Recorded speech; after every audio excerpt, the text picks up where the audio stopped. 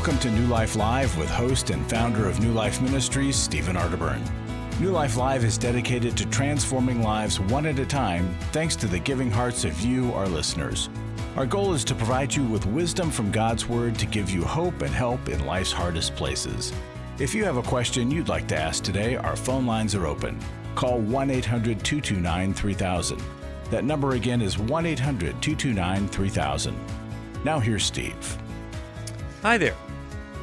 Welcome to New Life Live. Here it is. We're in May 5th, Cinco de Mayo.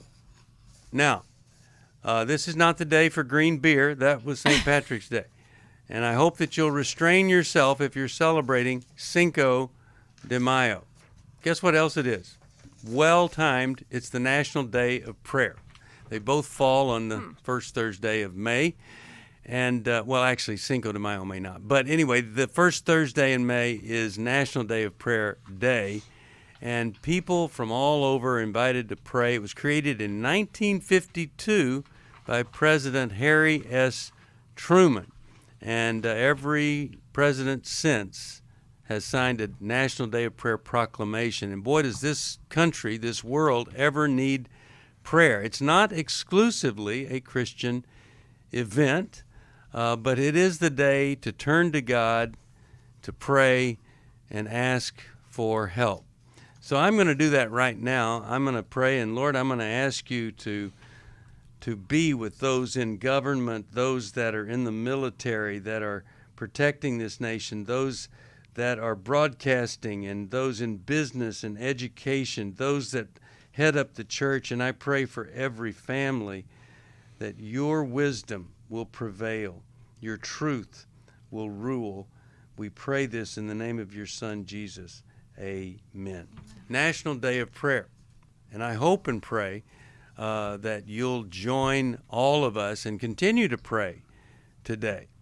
Now, this being May, we have a brand new devotional. It's called 100 Days of Freedom from Anger.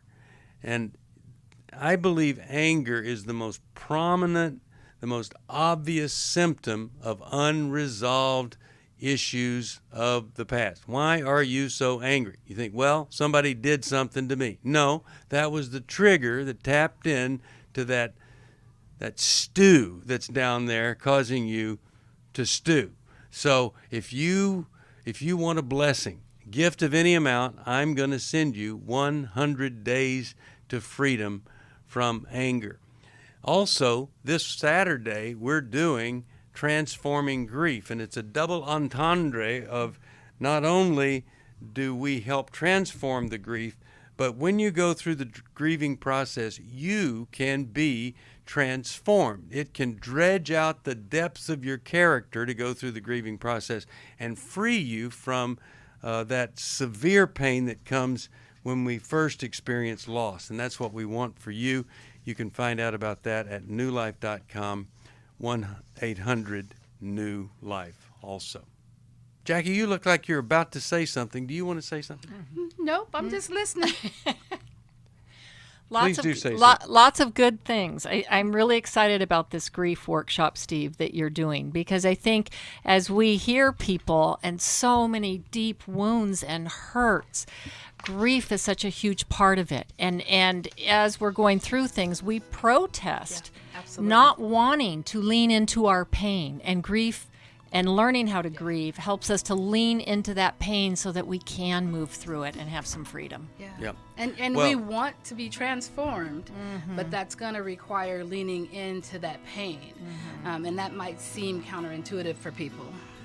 Right, and it's not just for losing a loved one. That's one of the problems. We lose freedom, we lose hope, we lose the dream, so many other things that need to be grieved so that we can be free. The grieving process, it just helps us to accept the past we cannot change, live in the present and embrace it, and then we're able to actually enjoy life, not tied to something in the past. 1-800-229-3000. We'll be back with phone calls.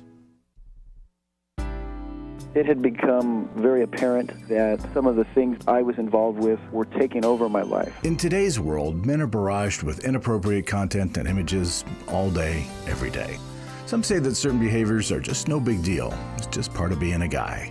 But it's simply not true. It's a battleground for every man, and the opportunities to fail are everywhere. New Life's Every Man's Battle Workshop can help. After 7 years, just one weekend, a completely changed man. For over 20 years, New Life Ministries has been helping men regain their integrity and purity through their one-of-a-kind Every Man's Battle Workshop. He said, I think this is something that every man should go to. Married, dating, it was definitely life-changing. Now the workshop is coming to Orange County, California, May 13th to the 15th. Don't wait for him to call. To find out more, call 1-800-NEW-LIFE or go to newlife.com. 1-800-NEWLIFE.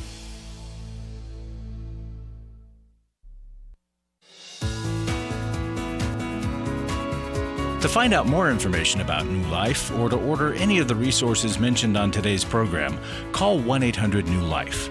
Now back to New Life Live. We are back. Steve Arterburn here with Dr. Jacqui Mack-Harris, Dr. Jill Hubbard. The doctors are in, and Steve right here is with us from Santa Barbara, listening on that station there. We've been around them a long time, KDAR. Steve here. How are you today, and how could we help? I am well. It's good to hear all you guys. Jumping right to it, I got a question. I've got a 28-year-old son, product of divorce, and that occurred during the ages of 13 to 17, and rejected by his mom when she moved out to a different house. So looking at child neglect, and counselors have talked to him and talked to me about childhood neglect and the ramifications of that and how to deal with that. Right. So my question has to do with how best do I deal with my son feeling neglected as a child, in light of me thinking that I've done as much as I can do, and with supporting with housing and schooling, college, and therapy. And yet there's an expectation that I'm going to continue to do these, to support his lifestyle and his behavior, without me seeing any change in anything that he's been doing. So how do I deal with the childhood neglect? What's the best things that I can do without enabling behavior? Yeah, the worst thing is to make him feel like he can depend on you forever for everything, versus you giving him the feeling that he is competent and you are confident that he can make it without your support. Now, an unhealthy thing to do is to come in one day and out of the clear blue say, I can't support you anymore. What's really good is to have a 5-year plan. And you might think, well, that's a long time, but that sounds very loving. So, son, here's what we're going to do. I calculate that I'm doing this, supporting you in this way. Here's what the numbers look like. Now, here's what I'm going to do next year. It looks exactly like that. But in the 3rd year, here's what happens, the 4th and the 5th. And that way you know what's coming. And you tell him, because the worst thing I could do for you is to have you dependent on me and my finances. You can do this, and I'm going to help you. Jill, Jacqui Mack, what are you thinking? Oh, I'm thinking you also have to decide what can you tolerate.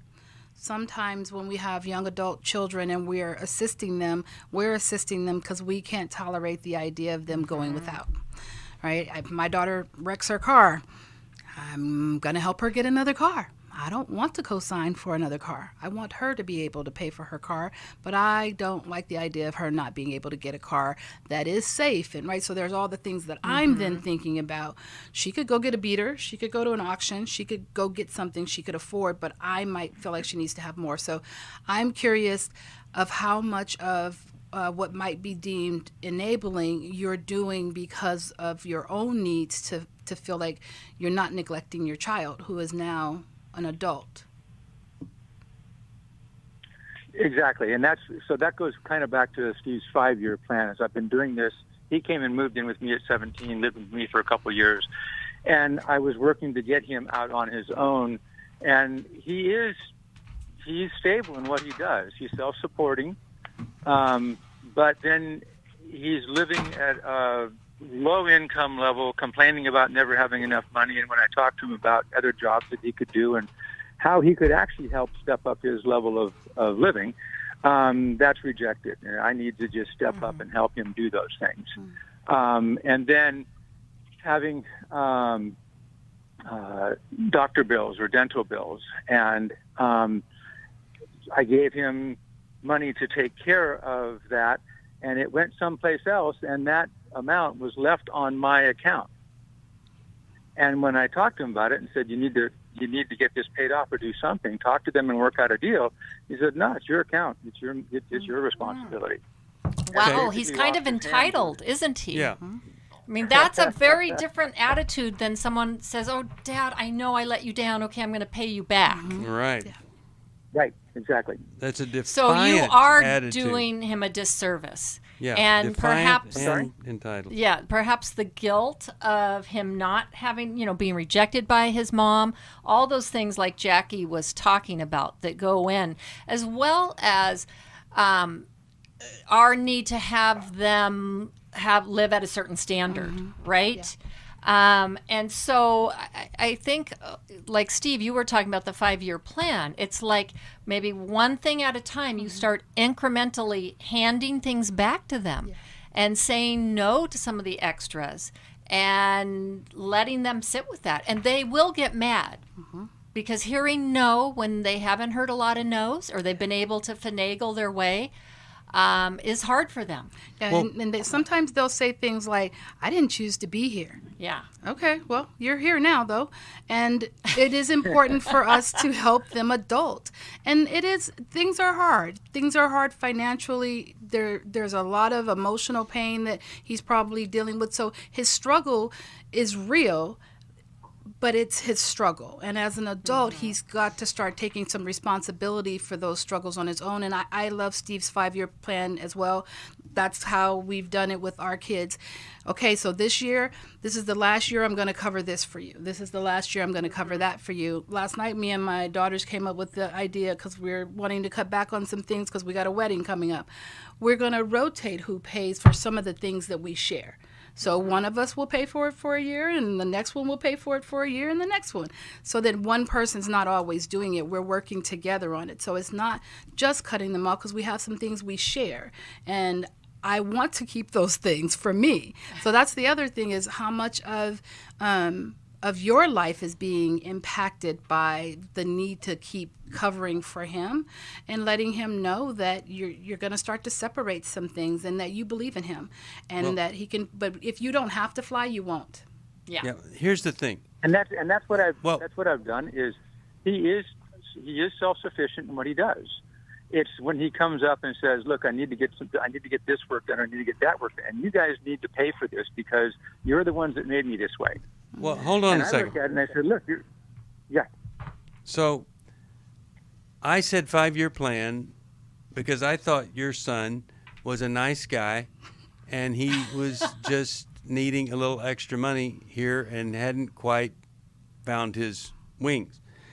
But then you described to me a very entitled, manipulative young man who has no respect for you whatsoever to say, I'm not going to pay that bill, even though you gave me the money to pay for it.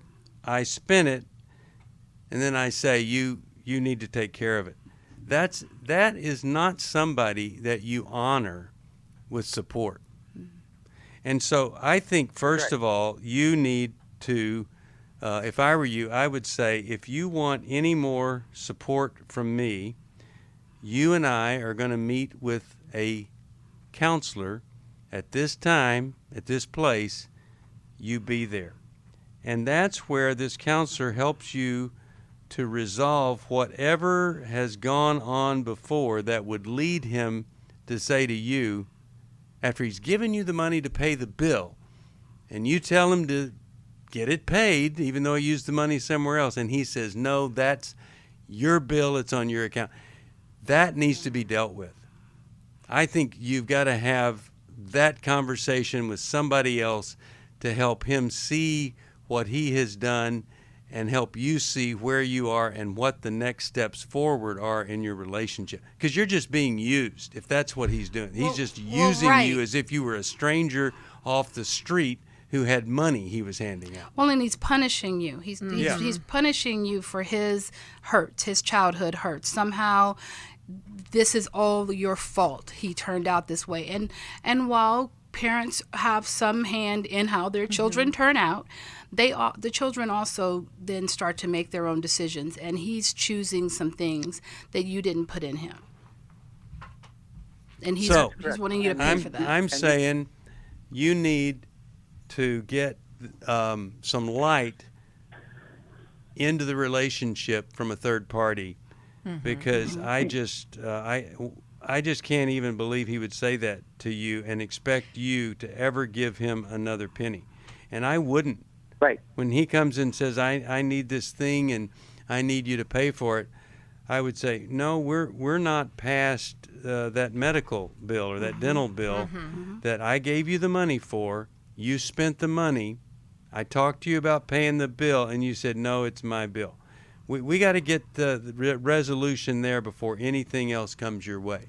And you might say, then you don't love me, care for me, but I got to tell you, I'm seeing that already. Well, and I would let him know that you feel like you have done him a disservice. You have let him down because you've made it too cushy for him, and that's reflected in his attitude. And so I would also separate those medical bills from your name. He's an adult. Right. You can't call why him is making it a on doctor's your appointment account? for him? Yeah, you can't make an appointment for him. He's an adult. If you were to try to call the doctor's office and ask for information, you couldn't. So it should all be in his name at this point. But he may have put your credit card on file. That's what we had to try and do. They just wouldn't separate it because it was a family account at the time. And I said, this is all his bill. Well, we can't do that until it has a zero balance. Okay, so you tell him all that, you ask him what he's going to do about it. Yeah, I like not giving him any more money until he takes care of that bill. That's your 5-year plan now. Okay. Go ahead. So here's one other thought. So he's looking to get some therapy, which we've done we had an agreement to go to counseling, and that got reneged on. We were supposed to, for me helping out with some dental work, splitting the cost. I said, we're going to counseling, you and I. This is the leverage that I have, and I'm going to use it right now. And we went once, and then he canceled it from there. And I went, okay, I'm done. This isn't going to happen anymore. So there's some money sitting in an account from my parents that is designated for him. Yeah. And I'm looking at that and saying, you know what? Here's this money that's from your grandparents to use for the therapy that you need, because he says he can't afford it, can't pay for it. That's what he wants me to pay for. And my thinking is, here's this money. It's your money. You use it wisely for the therapy, because this is now causing him to buy in to actually wanting to get better and getting the help that he needs, because he's actually paying for it. And if he, in fact, does that, then I can help that later on and come back and add money to that account if there's therapy that's actually happening. But I wouldn't tell him that. Yeah. That's the question. No, let him manage it from here. He's almost 30 years old. 28. He's 28. Yeah, let him. 27. He, like you said, he's self-sufficient in the things he's self-sufficient in. Let him become self-sufficient in this. He's already has a kickoff with the money from the grandparent. Let him be the one responsible. That's what I'm saying. Yeah. And now you got to where I was saying. Yeah. Okay. If it got to the place where he needed ongoing treatment and there wasn't enough money in the fund, you could certainly come back and negotiate that at that point. But let's plan thinking going forward. He's going to make a way. Therapy is going to be valuable to him. He's going to see the benefit of his recovery, and he's going to go out and find a way to make more money. He can lift, Uber.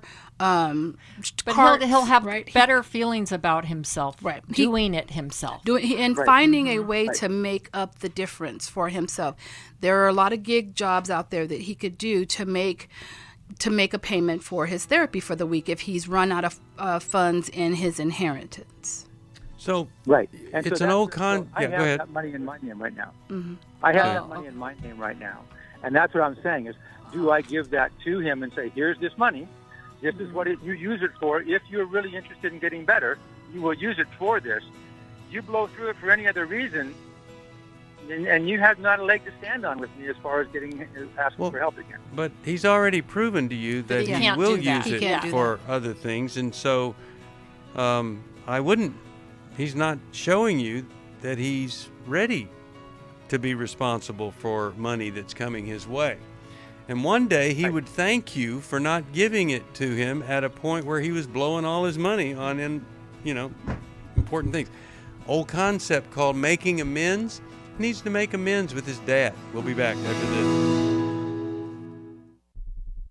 Chris Williams on coaching. Oftentimes I get asked, what is the difference between therapy and coaching?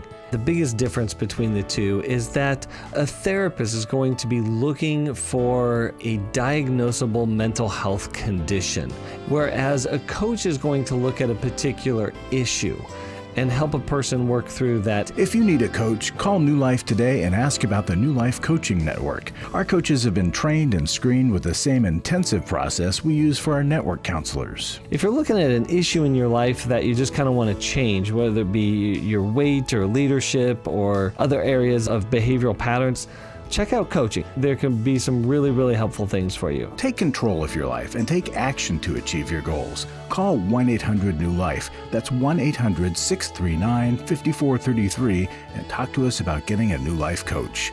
1-800-NEW-LIFE.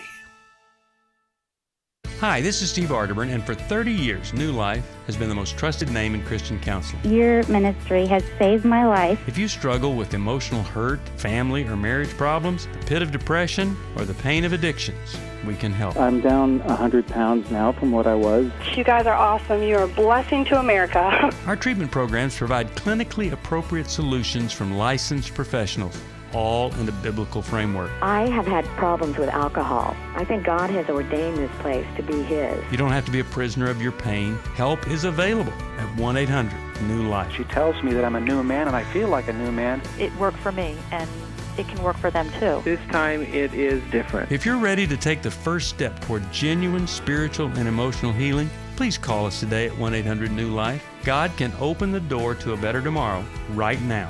Call 1-800-NEW-LIFE. That's 1-800-639-5433.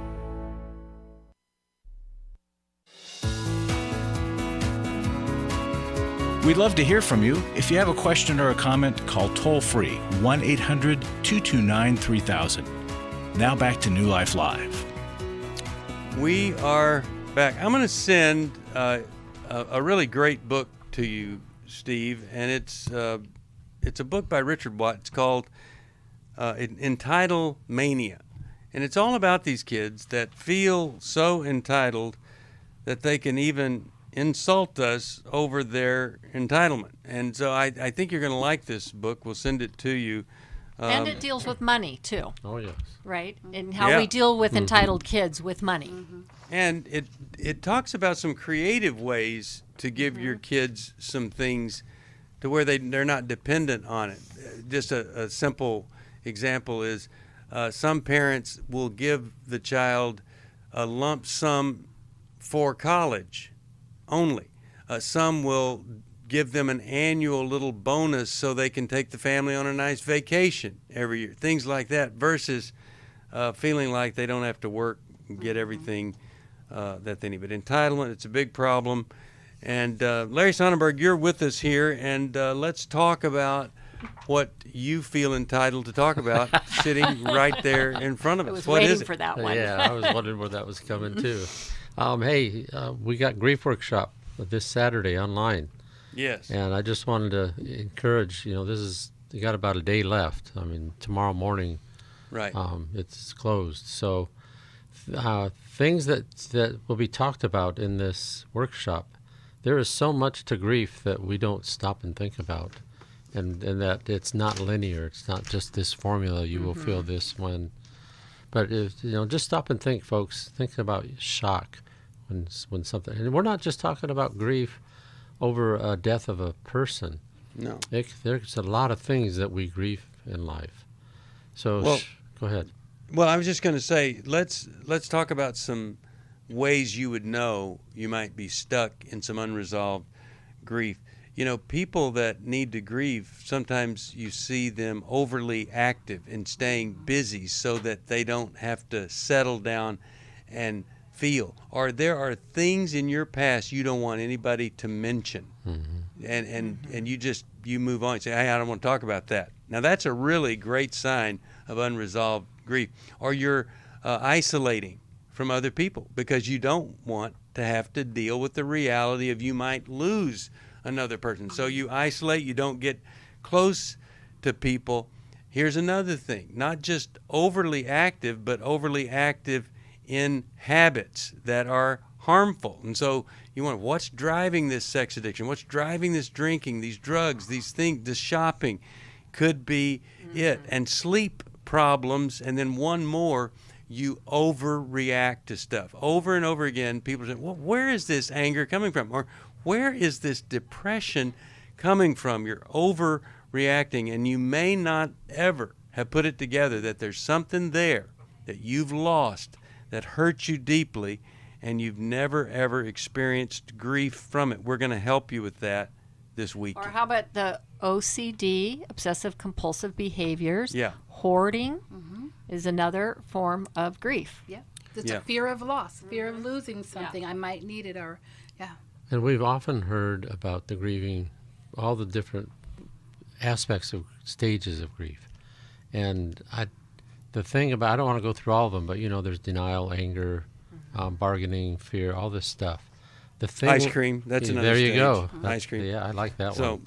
But what we want to end up with is hope. At the end of this workshop, that's going to be, whatever stage you're at, the last stage of this grief process is going to be hope. And if you don't have any, where, why? What took it? It could be that painful thing that happened that you just have never, ever talked to anybody about, and that's what we want to help you with. We've got great presenters, and we've got great counselors that are going to work with you on your specific problem. Steve, the best part of the workshop, I think, will be when you talk about laughter.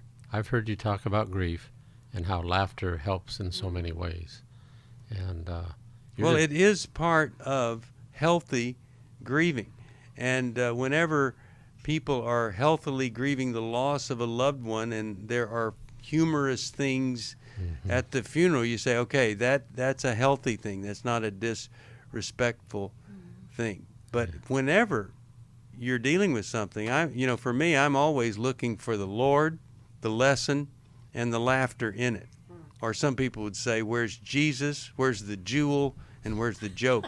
But there has to be a way to find something to relieve all this pain, and humor is one of the things that can take us there. Well, I'm getting sad just talking about it, so I'm going to leave and you take a call.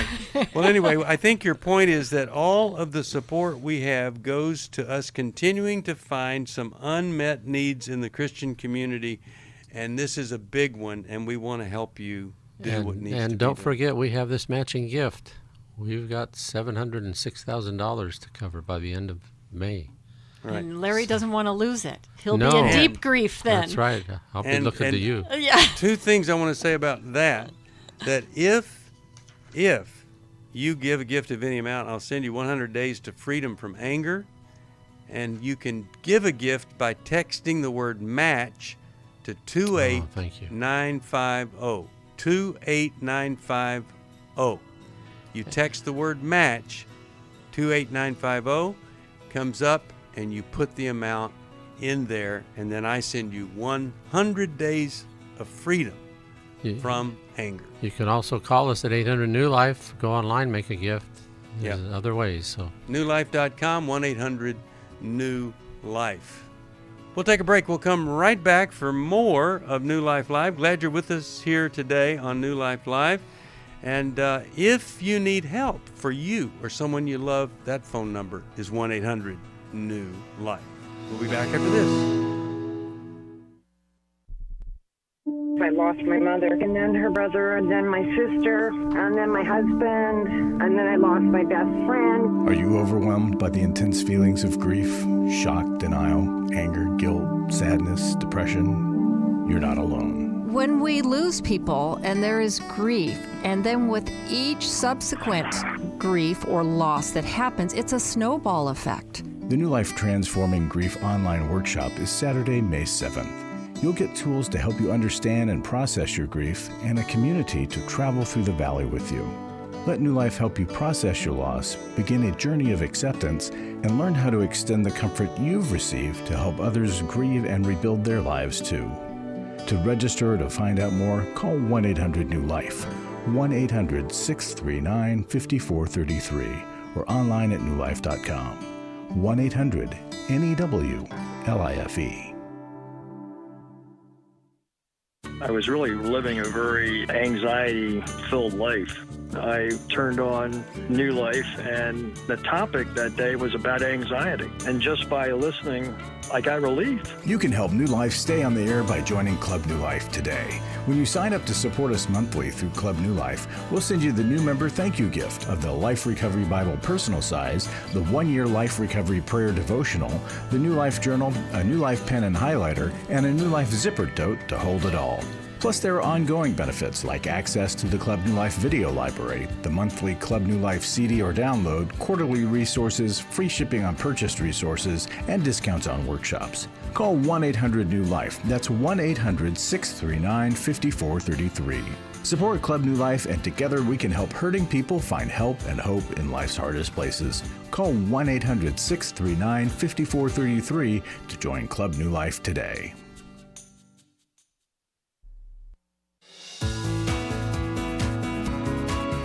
We're glad you joined us for New Life Live. To be a part of the program, call 1-800-229-3000. Now back to New Life Live. We're back. Steve Arterburn here, and we were talking about grief at the break because there's just it's hard to cover everything when we're talking about it. But Jacqui, you were going to mention something here. I was just thinking, as Larry was talking, that grief is one of the things that we don't think about, how many layers that there are to grief.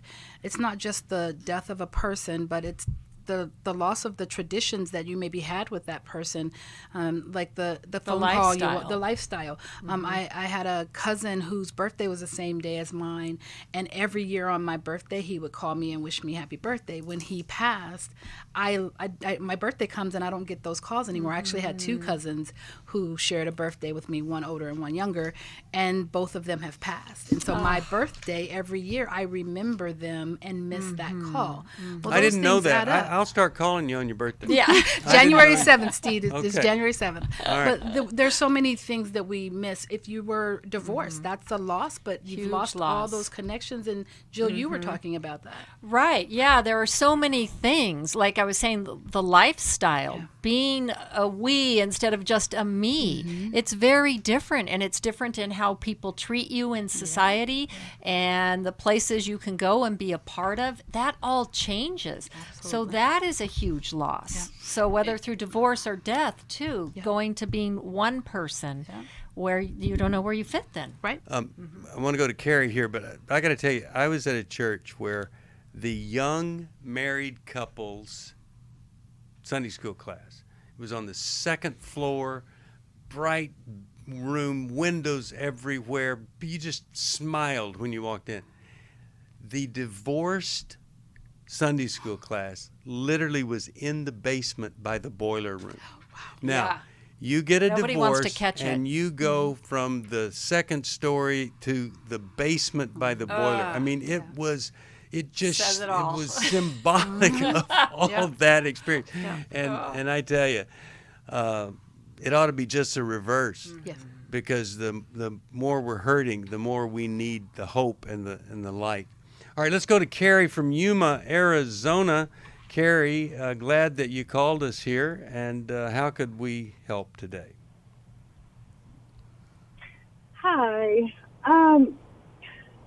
Hi. I was in a relationship, and I broke up with my boyfriend about 2 months ago. Yeah. And he has been threatening me for about 2 weeks now, and I don't know what to do. What is the threat? What threat is he doing? What's he saying? He's saying he's going to kill me someday, or that he's not going to have peace until, like, my body is, like, laying in front of him, like my corpse. Just really nasty things. Well, don't you think he might be serious about that? He could be, yes. And would you also think that that would be worthy of a phone call to the police and get some insight into whether or not a restraining order might be appropriate? Yes. I did call them, and they came and talked to me and documented. But I didn't want to do a restraining order because I know it will just make him more mad. Well, I understand that. I understand you would have that fear. Let's see what Jill and Jacqui Mack have to say. Carrie, does he have a history of violent behavior or threatening behavior, empty threats? Does he get mad easily? Like, how long were you with him? Sorry, multiple questions. I was with him. We were together about 1.5 years, but I've known him for quite a few years. Okay.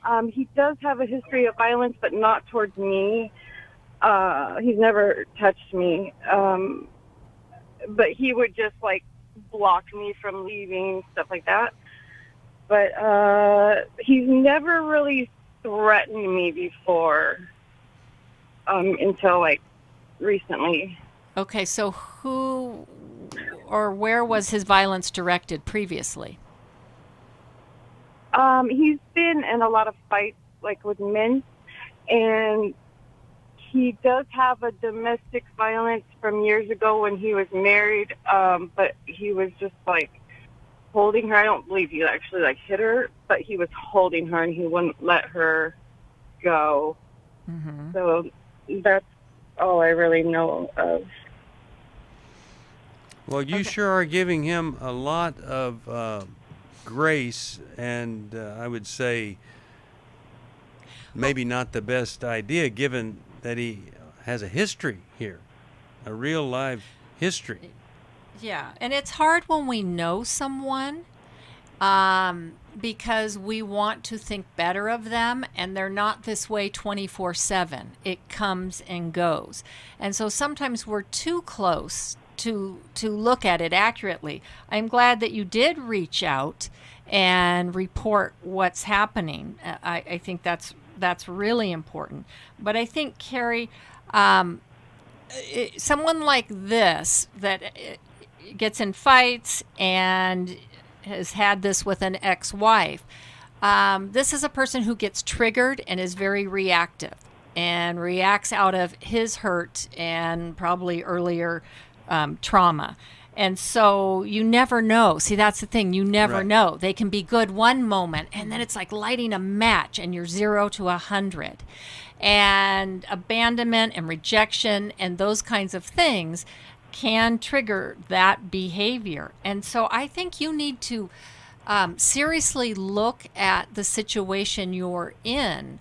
I don't want you to be a sitting duck. And I don't know what's triggered this in the last 2 weeks. So are you having ongoing conversation with him? The relationship ended, but has it really ended? Yes. And I was ignoring him. Like, I am done. And he's finally realizing that. And I was ignoring him, but then when I was getting scared, it's like, I knew better and I shouldn't answer, but I did because I wanted him to calm down. you're not going to be able to calm him down. And you said you didn't go through with the restraining order because it would just make him more angry. He's angry and threatening that he won't be satisfied until he's standing in front of your dead corpse. Like, think about the reality of that. You're protecting him from the restraining order. Does it feel that that's also protecting yourself? What's the meaning of the restraining order for you? For me, the only thing I think that would be beneficial to me would be if I called 911 because he was here. They would know what was happening and they could arrest him. Well, especially if there was a restraining order out, because then he would also be breaking that restraining order. Right, but he's definitely not afraid of going to jail or anything. He's not afraid of dying. And I believe that there's mental issues behind it. So you're afraid that if you get a restraining order, it will push him to do the thing he's threatening to do? Yes. Okay. And is that something that you told the authorities? Yes. Okay. Do you have a support system in your area?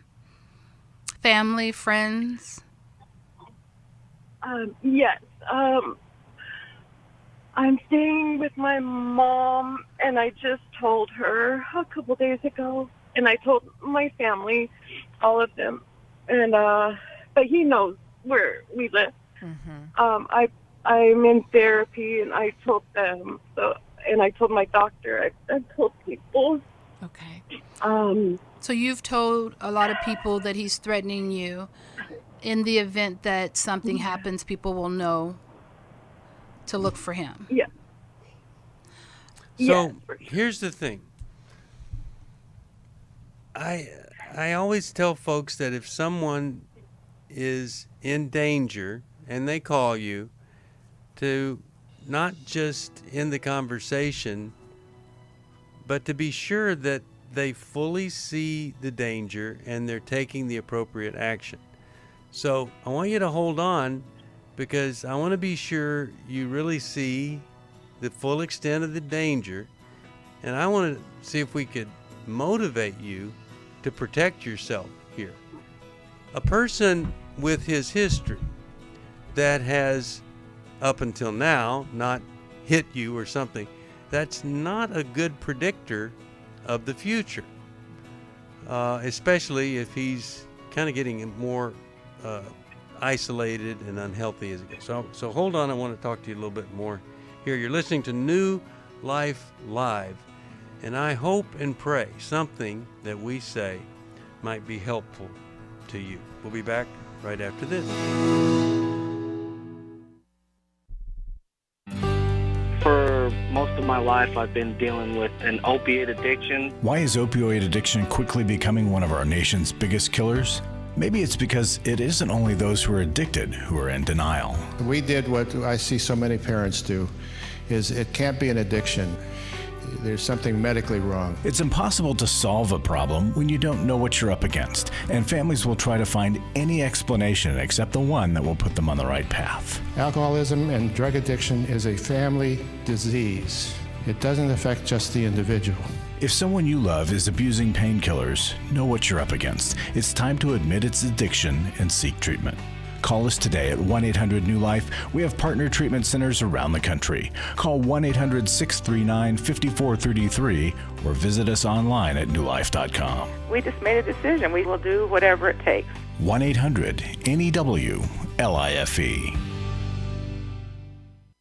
Hi, this is Steve Arterburn, and for 30 years, New Life has been the most trusted name in Christian counseling. I'm an addict, and I'm trying to get God in my life again. You seem to be able to get to the crux of a problem quickly. Our Christ-centered treatment programs can help you break free to embrace all that God has for you and your family. I just want to thank you guys for bringing me to a relationship with Jesus. There really is help for marital problems, depression, addictions, panic attacks, and feelings of hopelessness. I came back with so many tools to help me prepare myself to fight this struggle and this battle that I have every day. You can start living again today, living the life God intended for you. Help is available at 1-800. New Life. They did care, and they did follow up very lovingly, and it made all the difference in my life. Call us at 1-800-NEW-LIFE. Someone who cares is waiting at the other end of the phone. God can open the door to a better tomorrow right now. Just call us at 1-800-NEW-LIFE. 1-800-639-5433.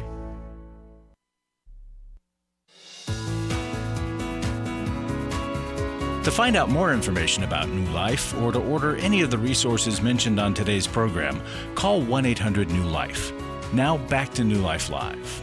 This is Terry McIntosh, and May is Mental Health Awareness Month, and I want to remind you that taking care of your mental health is as important as eating healthy, exercising, or even saving for the future. To help you manage your mental health and to better understand those with struggles, we're featuring a sale on a variety of books, CDs, and devotions all month long. Visit our online store at newlife.com to shop the sale. All right. Mental health, and what a tragic thing when you end up in a relationship, it ends, and you discover just how unhealthy the person is or was. Yeah. So, Jacqui Mack, Jill, you guys, what do you think she needs to do to protect herself? Well, did you want to go ahead? Well, Carrie, I'm wondering too. Who you said you've known him for a while before you dated him. So I'm wondering who else is in his life that could also step in. And if he's got some mental health issues, maybe someone besides you. And I get that there's this balancing act. You're not wanting to enrage him. I was saying it's like, pet the lion so he doesn't bite your head off, right? But it's very difficult for you alone to manage this. You're doing a lot of the right things by letting a lot of people know. I'm hoping that with your therapist, you guys are working on a plan for your safety.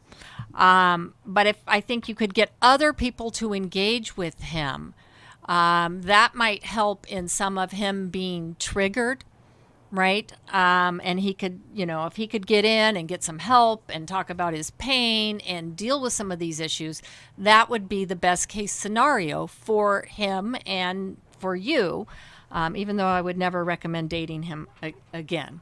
But then you might have to, for a period of time, kind of have a place where you can't be reached, like a domestic violence shelter. That sometimes women need to go to in order to stay safe, somewhere where he wouldn't know where you are. Have you looked into domestic violence services in your area? Yes. I did call them, and they gave me a little bit of information. The reason I haven't done that is I would be worried about my family, because I don't know if he would hurt my family also, because he has kind of mentioned that too, along with me, he would, I would be last. If my family was here, I would be last. I'd have to watch him hurt them, that kind of thing. So it's I would feel like I was just abandoning them. Yeah. Mm-hmm. Well, and this is, your family could also do the restraining order if there's been threats. Yeah. They could do that. Right? Because he's made direct threats now toward your family. And your family consists of, did you said you were living with your mom, so your parents? Right. My mom and stepdad, yeah. And then I have 2 adult children. Okay. That don't live with me, but he knows where they live also. Well, and this is someone who is making homicidal threats. It is a threat and a danger. I think this needs to be stepped up a bit. Yeah, the question, what do I do? I think our response to that is get a restraining order. Right. You've already made those calls and aren't comfortable with getting a restraining order, which just kind of leaves you sitting and hoping nothing bad happens. Yeah, exactly. There's nothing you can do about him. Because, see, that enables the courts and the authorities then to take it to the next level. It sounds like though your concern is that when he's notified of the restraining order, that'll be the trigger. And that's where maybe for that period of time, everybody is gone. Right. Right?